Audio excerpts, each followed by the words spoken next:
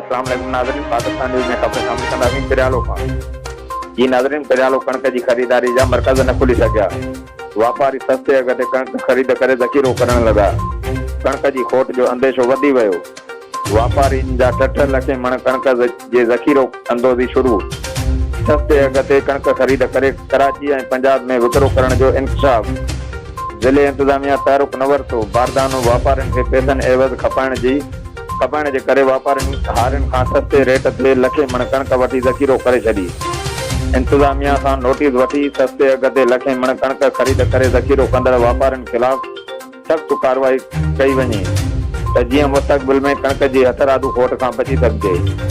नाज़रीन, अव्हांखे ॿुधाईंदा हलूं त पिरियालो में कणक जी ख़रीदारी जा मर्कज़ न खुली सघिया। वापारी सस्ते अघ ते कणक ख़रीद करे ज़ख़ीरो करण लॻा।